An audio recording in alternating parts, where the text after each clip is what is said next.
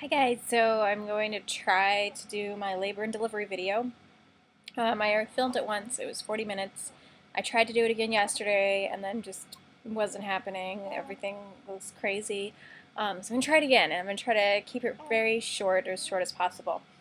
Um, so anyway, so Chase was born March 29th, and 2 days before I had him, I was freaking out because the baby wasn't moving, and I thought there could be something wrong, and we ended up going to the hospital, and they did an ultrasound, and oh my goodness, they checked the heartbeat. You done? And everything, and they, found all that. And then, like, everybody in my personal life, and, well, not everybody, but people in my personal life, and some people on Facebook were telling me that that happened to them right before they went into labor. They noticed significantly less fetal movement. So yeah. So the day I had Chase, around one in the morning, I woke David up. I had been having contractions for a while, and I just, I wanted to wait a while before I woke him up. So I may have actually gone into labor on the 28th, I'm thinking. Not sure how long I was contracting, but I know around 1 is when I decided to wake David up. And when I woke him up, they were probably about, I don't know, less than 10 minutes apart. It may have been like, I'm trying to nurse Chase, and he's like pooping and burping. So I woke him up 1 a.m. and they were probably about 7 minutes apart or so. So I told David, I'm like, well, I think I might be in labor. I'm going to go ahead and take a shower and see if things slow down. And I jump in the shower to see if things slow down. And I posted on Facebook the last thing before I had him. I posted that, I was having contractions and I was going to take a shower and see if that helped. It didn't. So I was trying to relax in the shower, and I would still have contractions, and I just would have to, like, breathe through it and relax. And the hot water felt really nice. I mean, you're still, having contractions and stuff, but the hot water did feel nice. So I get out, I'm like, yeah, it's not slowing down. I'm definitely in labor. But surprisingly, it wasn't crazy. I was like, well, this isn't that painful, so, whatever. It just keeps happening. So that was the thing that was hardest for me, is that, it wasn't like excruciating pain or anything like that. It definitely, it was painful. It wasn't like, I was having a blast or anything, but I just couldn't catch a break. Like, you learn in birthing class, or at least I did, that early labor, your contractions tend to be about, I think it's like 15 minutes to a half hour apart, or something along those lines, which everybody's different, of course, and you're not all going to follow the textbook, labor. So I was thinking, like, well, if I'm in early labor, why do they keep happening? And, like, I just couldn't catch a break at all. So I would have a contraction, then I'd be like, I'd have a couple minutes, and then, like, I'd have another contraction, and they just kept happening and happening. And so, I'm like, well, I'm definitely in labor, because they're not easing up. It wasn't as awful as I thought at this point. So David calls the midwife, and he's like, okay, Sheena's in labor, her contractions. At this point, when he called the midwife, I think they were about 4 minutes apart. And so quite frequently, and they were intensifying. And so she says to David, I guess, that, she's not going to come over yet. She's going to give us more time, because she apparently thought I was in early labor. So I'm like, okay, she knows what she's doing. And it starts getting more intense. And I remember the hardest point for me throughout the entire labor, delivery, everything, there was a point when I was on the floor. We have like a desk in our living room, and I had this big blanket under the desk, and I just was like on the floor, just trying to cope through the contraction, and I feel like at that point, that's when I kind of just surrendered to the whole labor. I just was like, okay, I'm just gonna get through it. So the thing that was the hardest for me was that the this was the most difficult time for me throughout the whole experience, as far as you know, getting through contractions and whatnot, and I had no support. My husband, you know, and I'm not even saying anything's his fault because he was just trying to run around and get things ready. No, I didn't have like my midwife there to help me get through and like let me know where I was at in labor, because she wasn't there, and I kept having contractions back to back. It's not like I could call her, and then, you know, David already called her and he was trying to get everything ready, and just, it was crazy. It was insane. So I'm on the floor just by myself, and that definitely was awful, and it was the lowest point throughout this whole, one of the lowest points. There was another low point experience, and then you know, it's just intensifying, and then David's like, well, you know, he saw me in pain on the floor, and you know, and he was like, he was ready to take me to the hospital, and he's like, you know, it's only gonna get worse, which is something you should never say to a woman in labor. Not, I don't advise that at all. So, you know, I was thinking like, oh, well, crap, if it's going to get worse, I might want to be in the hospital just in case I end up wanting to have pain relief. And because I thought I was in early labor because that's what my midwife said, which, you know, there's no way she can assess that on the phone. She just was saying that because, I don't know, maybe because it's my first baby, she didn't think things were going to go fast. So here I'm thinking it's like just beginning, and it's like crazy intense to where I'm like on the floor in pain and I can't move. I'm just trying to relax and breathe through things. So yeah, so I don't know exactly how it happened, but there was all kinds of like drama going on. Like David tried to fill up the birth tub and then he forgot to put the liner in, and so I hear him like swearing and stuff, and I'm like, oh no, there's something going on. And then he tried to put the liner in, and I'm like, this is getting crazy. And he's, you know, the tub wasn't even all the way full, and he's like, okay, we'll try to get in and see if you can relax. And I put my hand in there, and the water's not even like hot, it's like lukewarm. I'm like, it's freezing, I can't get in there, I'm not even gonna try to get in there. And so I was pissed because I couldn't even be in the tub, which was something that was really important to me. But, you know, it wasn't his fault. We have a small hot water heater, and I was kind of concerned about that being an issue. And I don't know if he filled it and then had to dump it and filled it again, and if that's why the water wasn't that hot. But he was boiling water, or trying to boil water on the stove too, and just, it was a hot mess, basically. It was like cold water, and I couldn't even get in the birth tub, which I think you know, I would have stayed a lot longer had I had that. And then I had no support. I had nobody. I was basically in labor by myself with my husband running around the house trying to, you know, get things ready, and no midwife, no doula, nothing. I had no idea what was going on, and I was like, it was crazy. So then I made the decision. I was like, let's just go to the hospital because it's like right up the street. And I didn't even think about telling him to call the midwife again. I'm not sure why that didn't cross my mind. Probably because she wasn't there, and I just needed to have some type of support. So I don't know. I definitely am upset at the midwife for not at least coming over to check me, because I don't know, it was scary. It was my first baby. I had nobody checking me, telling me where I was at. I'm thinking I'm in early labor, but I'm in like intense pain. So yeah. So, okay, so, there we go. So we get to the hospital, and things, you know, kind of are actually starting to not be as crazy, and I'm like, oh great. But I just, you know, I'm one of those people that I need, I like information, and I needed somebody there to just reassure me, or at least let me know what the heck was going on. I mean, obviously I knew I was in labor, but I had no idea where I was at, and yeah, so we'd call our midwife when we get to the hospital, and we let her know we're at the hospital, and then she has to speak with me, and I'm having contractions. I'm like, really? Seriously? You're calling to speak with me? And I'm having like back-to-back contractions. And so she was like, oh, well, are you sure? I'm like, we're at the hospital already. And, you know, honestly, we went to the hospital because I feel like I needed some, I just needed some type of support. Like, and the hospital was right there, and my midwife was just like, oh, I'm gonna leave you guys, you're in early labor, blah blah blah, you know, whatever.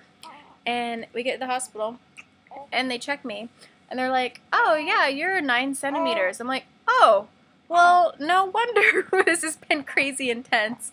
Like, I'm freaking out thinking I'm in early labor and I'm like going through the hardest point, because for most women, transition is the hardest time in labor. And had I had a midwife there telling me, oh, you're in transition, then I know for sure, I know for a fact, if I had had the midwife come when we called her, because that was the call, like, she's in labor, get over here, contractions are 4 minutes apart, I know without a doubt I would have stayed home. But I was kind of freaking out a little bit because it was getting super intense and I had no support, and my husband doesn't know anything about it. I've never had a kid before, so I just wanted to be around people that knew what was going on. And that was my first instinct, like, well, let's just go to the hospital. So yeah, I definitely am upset. I really like my midwife, but I am, I'd be lying if I didn't say I was kind of pissed, and so was my husband, that she didn't come when we called her, because things just got crazy, and I couldn't call her, and, you know, David was running around trying to get things ready, because he just was listening to the midwife who said, oh, sounds like you're in early labor, I'm going to give you more time, and it's like, lady, anyway. So I'm going to go off on a rant, pissed at my midwife. So hospital, they're like, you're 9 centimeters, you're going to be pushing soon. I'm like, oh, okay, that explains a lot. And the doctor's like, well, no, the doctor wasn't there yet, because they're like, well, you're not in our system, because I was planning a home birth. They're like, so, you know, we need, I didn't have an OBGYN at the hospital or anything, so they had to call a doctor to come in. And I will say that it's a small hospital that I went to, that, you know, normally I like to do everything like the natural way first, and then I'm not against like traditional medicine in any way. I mean, that's what helped me conceive my son. I was on Clomid, so I'm very happy for that, and I tried natural things before, and in combination with traditional medicine as well. But anyway, not against hospitals, just wasn't what I wanted. But again, you have to be flexible. Just, you know, saying that for pregnant women or other people, just be flexible and allow your plans to change if they need to. So the doctor gets there, and we had a wonderful experience. This doctor, his wife, had actually had 2 of their children at home, so they'd had home births, so it wasn't your stereotypical, like, you know, doctor who was anti-home birth or anything like that. Everybody was so supportive. It probably also, where I live, there's a lot of like natural people. Area where I live is pretty supportive of that type of lifestyle anyway. So the doctor gets there and he's like, oh yeah, you're gonna be having this baby probably pushing within the half an hour. And I'm like, oh, okay, great. So that explains like what I was going through at home. So then I get excited, and this is probably, I think this is about like I would say like 4 in the morning or so. Yeah, no, I'm sorry, maybe 5. I think it was about 5 in the morning when we get to the hospital, just to give you an idea.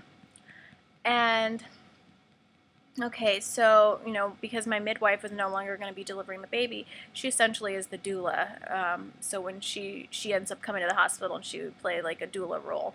And I wasn't going to be pushing soon. I'm like, oh, yay. And then probably it was within like, I think it was within like an hour or so, maybe half hour, I'm not sure. They're like, yep, you're 10 centimeters, you can start pushing. So I'm like, oh, cool. So I start pushing. And pushing was definitely a relief. I always thought in my mind that when you start pushing, like pushing a baby out, it would be like horrible, because, you know, it's there we go, love. Out. I always thought that was the most painful part, but no, it was getting to that full dilation like that. The transition was the most intense. I won't even say painful, because I don't like to say it like that. It was, I mean, it was painful, I guess, but it just was more like intense, super hard work. Having experienced that, I would say totally doable, at least with my experience. So they're like, okay, we start pushing, and pushing was a relief. It was like, instead of just trying to cope through a contraction, I'm actually actively involved, and it kind of felt good, you know, and not good, but like to just be like pushing and trying to get this baby out with every contraction. So I start pushing around, it was sometime around 6 in the morning. And I'm excited. And then, so a few hours go by, still pushing, and they keep checking me. They're like, oh yeah, you're, you know, baby's not descending, you're still there, the same. And I'm like, okay. I'm doing everything. They, you know, it's not like I'm strapped to a hospital bed either. Unfortunately, because it was a small hospital, somebody already had the birthing tub. Because, you know, I wasn't registered there or anything. There was only one tub, so somebody else was in labor and using the tub, because I did ask for that when I got there. But there was a shower and stuff in the room. Tiny shower, though. So I'm pushing for a few hours now. I'm trying everything. I'm standing and squatting and pushing and pushing and pushing. I squatted over a toilet and pushed and pushed and pushed. I would lay on my side and have somebody hold my leg up in the air and push. They brought me a birthing stool. I was using the birthing stool and pushing and pushing and pushing. What else did I do? They brought this weird like contraption, like this bar thing, and I put my legs up in the air and I was like pulling and pushing and pushing and pushing. Everything. I was trying all these different positions, and the doctor and all the nurses, they're like, wow, you're doing so amazing. I can't believe you don't have any drugs, blah, blah, blah. And the doctor's like, oh, this is like the picture perfect or something of a woman in labor, like a beautiful labor, something along those lines. And I'm like, well, yeah, beautiful labor is like getting my baby out, so I'd like my baby here. So, you know, this might sound bad, but, well, no, it won't sound bad. For me, at least my experience, it wasn't as painful as I thought it was going to be. It was more like, I mean, it's not like you feel like you're dying, at least how I experienced it. It was intense. It was super, super intense. And then you get so tired, and just like they were back to back, the contractions, and just the non-stop contractions was what was intense for me. It wasn't like I couldn't do it or anything like that. So I'm still pushing, trying everything, and they're like, well, you know, every time I would get checked, they're like, I was like, oh, okay, is the baby descending? And this is like hours, like I'm pushing for. And they're like, you know, for a while, they're like, well, you know, the baby, you push, it goes forward, and then it goes back. Like, they kept saying that to me, and I'm like, I know that, but I'd been pushing for hours. And every time I was checked, they would tell me, they're like, the baby's still in the same place. And I'm like, I'm pushing my hardest. Like, they're telling me I'm doing a great job pushing, everything's fine, I'm trying every freaking position, getting up, walking around, squatting, like, everything. I'm trying everything. I'm pushing my hardest. I want my baby out. I want to meet my child. I'm like, yeah. Anyway, it was intense. And the hours just keep ticking by. My mother-in-law was driving from 3 hours away, and we're like, well, she's not going to make it in time, just because like I was like 10 centimeters and pushing. We didn't think she was going to make it in time to see the baby. She's there waiting around, and I'm still pushing.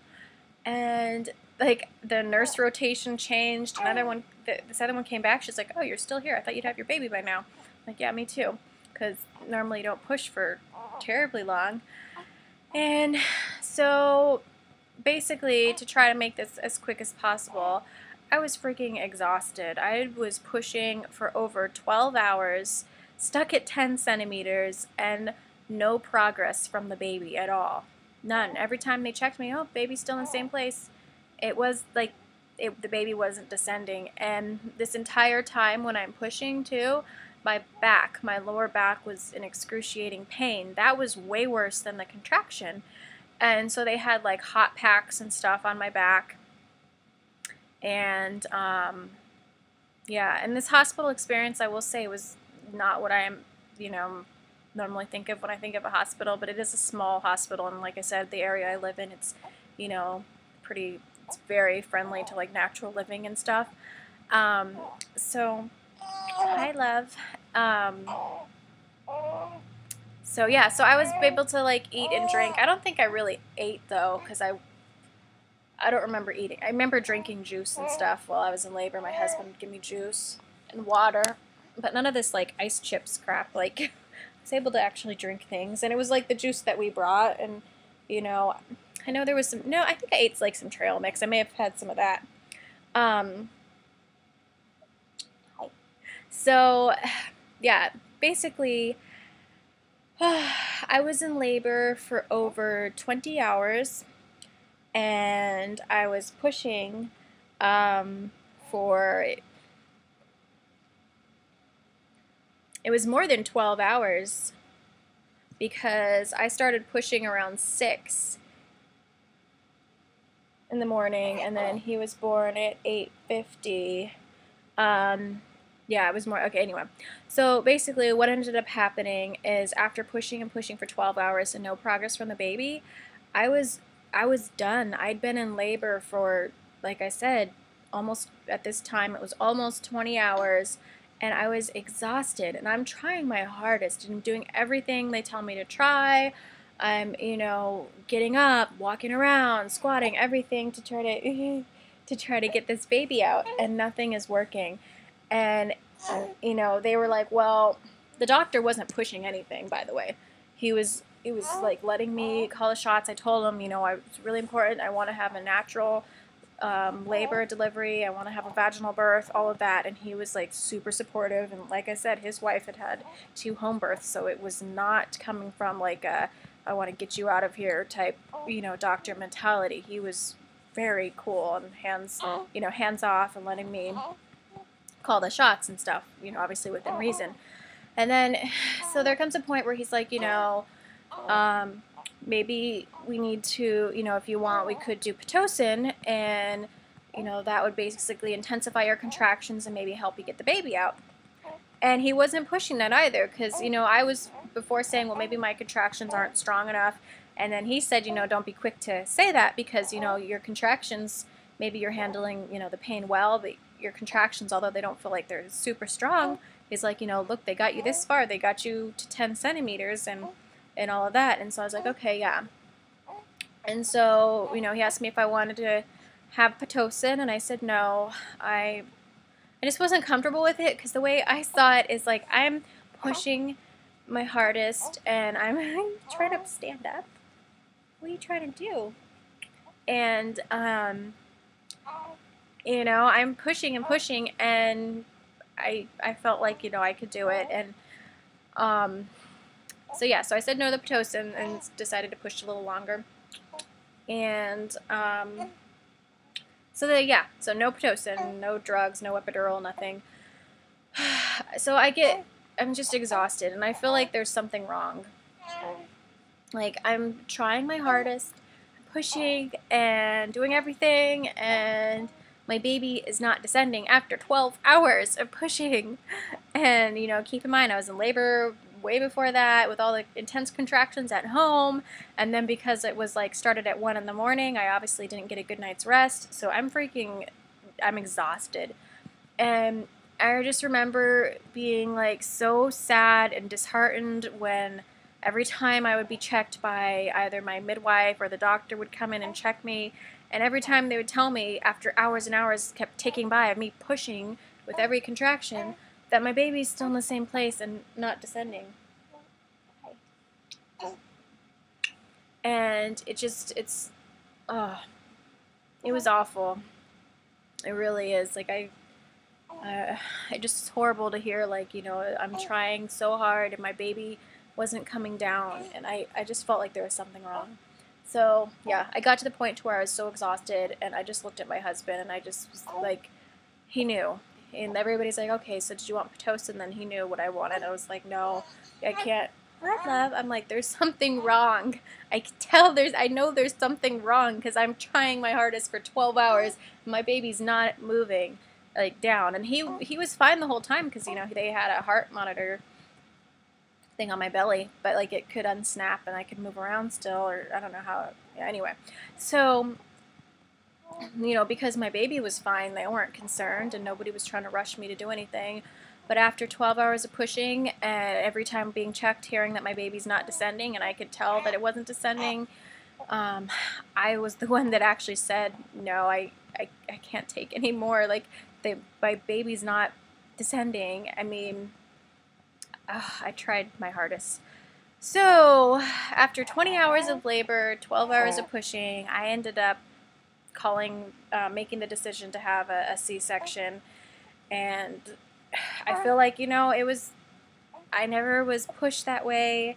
There's really nothing they could have done to get it. They could have done. I did all the position changes, and he wasn't crowned, so it's not like you could take, like, what are those things? Those, like, clamp things or whatever, or anything like that, because he wasn't even crowning. I was just stuck at 10 centimeters pushing for 12 hours and nothing. So, although it is the last thing in the world I wanted, after 20 hours of labor and pushing with all my might to get my child out and nothing happening, I just wanted my baby. I just remember saying, I just want my baby. I just want my baby. And so I had a C-section, which didn't see that one coming. But after the C-section, the doctor was like, well, the reason why your baby wasn't coming down is because he was sunny side up. And he's like, even if we would have given you Pitocin and you pushed for another 2 hours, he's like, we probably still would have had to have done the C-section. Because, when you push your baby out, it needs to be facing downward. And there are cases where the baby can turn and come out, and, different positions sometimes help the baby to turn. But I tried every freaking position possible. Basically, I feel like I did the right thing by following my instincts. Like, I knew there was something wrong because my baby was not coming down at all, and I was trying my hardest to get my baby out for 12 hours at 10 centimeters. Hi. And so I had to have a C-section, which I can't even believe that myself. But I'm glad that that type of, that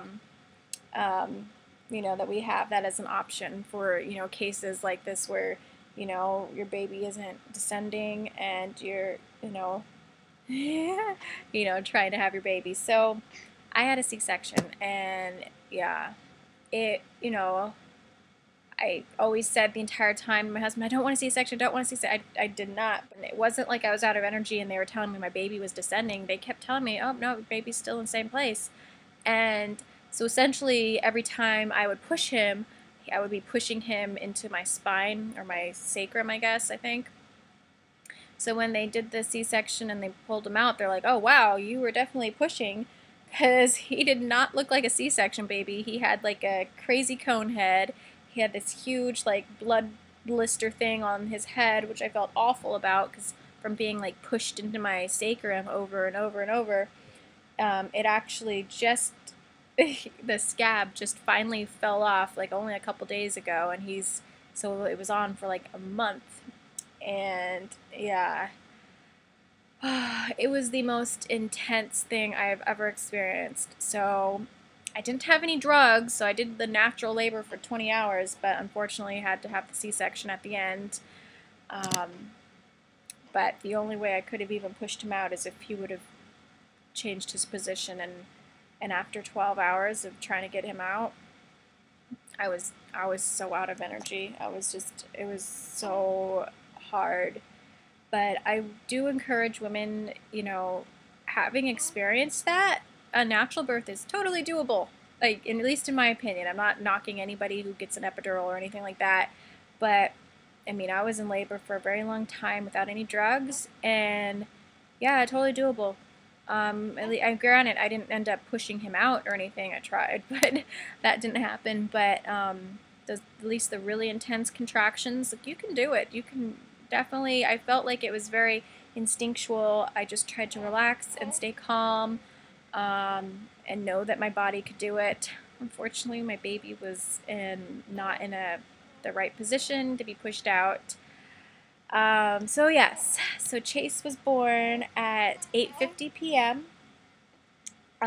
He weighed 7 pounds 6 ounces, 19.5 inches long, and yeah, longest day of my life. Longest day. I told everybody in the delivery room before he was born, all the nurses, everybody was so cool.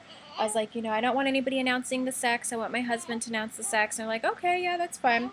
So when they were taking him out, the doctor was like, "Okay, Daddy, come look at the baby." And it took David a second because I guess the umbilical cord was like dangling in between his legs. So he's like, "I thought I saw balls," and then there was like umbilical cord, and then then the umbilical cord moved, and he's like, "It's a boy." And yeah, I just started crying, and yeah, it was beautiful. I mean, it was not at all what I wanted. So at the end of the day, I had my baby and he's healthy and I'm so happy he's here. The only thing I would have done differently is I would have probably, of course I was in labor, so I couldn't really, discern these things, and I was like under a lot of like, this was all new to me. I wish that my midwife would have come when we made the call. I really wish that, because then had I known I was in transition, I wouldn't have gone to the hospital. But my midwife, made the point of saying, I was in labor for too long anyway. We would have had to have gone to the hospital even if she'd come to my house. So, unless of course Chase turned, which who knows. If he didn't turn after 12 hours of being pushed into my sacrum, I don't know that he would have turned. He just was hanging out. So that is my labor and delivery. It was the most crazy intense day of my life, but it was also just so wonderful. I remember finally getting to hold him. After he was born, David, obviously, he was holding him, and they didn't make him leave the room. I had a really good experience at this hospital.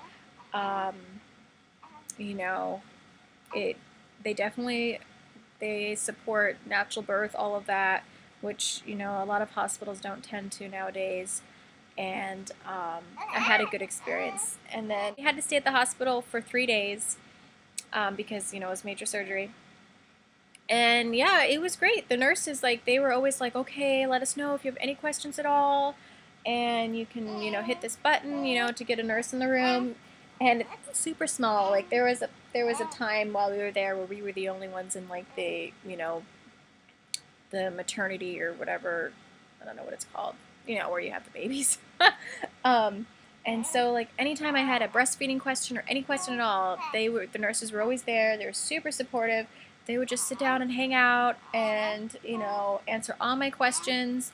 They brought me informative DVDs if I wanted to watch them, just about breastfeeding and stuff. Everybody was super cool. So I had a good experience, even though it wasn't in my home.